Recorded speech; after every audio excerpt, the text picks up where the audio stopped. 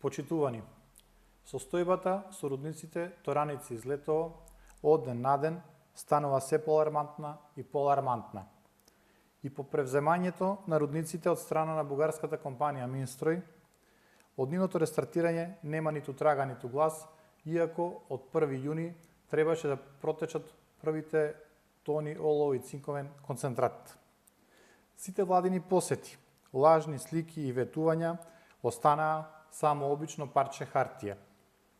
Повеќе од 1000 рудари се без работа, без екзистенција и без надеж заради стечајот на рудниците за олово и цинк, Тораница и Добрево. Тие повеќе не го добиваат ниту месечниот паричен надоместок кој што им следува по закон и немаат здравствено осигурување. Многу од рударите се задолжени со кредити и неплатени сметки како последица на исплатените плати со месеци, а нивните трошоци и долгови дополнително се повеќе и повеќе се зголемуваат.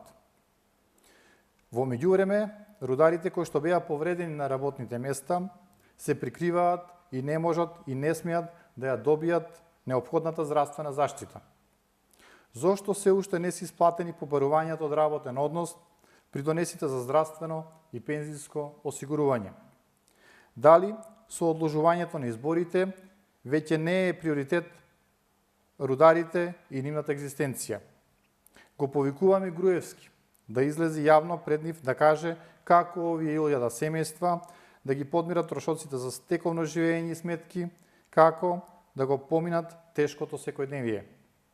Никола Груевски и неговите градоначалници на Крива Паланка и Пробиштип да одговорат зошто не е исполнет договорот за исплата на еднократна помош во висина на една плата од заостанатата неисплатена концесија на сите рудари.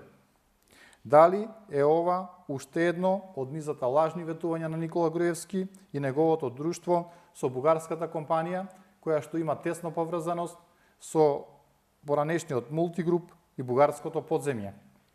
Рударите се револтирани и со право реагираат. Тие не сакаат нереални и времени решенија, туку вистинско решавање на нивниот проблем. Рударите, јавност, сите очекуваат одговори. Криминалните политики на Никола Груевски уништија 1000 семејства. Затоа Никола Груевски бега од фер, слободни и демократски избори и се надева дека ќе избега од одговорноста. Но му нема спас, ниту на Груевски, ниту на неговото корумпирано друштво. Правдата се враќа, секој кој што го прекршил законот ќе мора да одговара.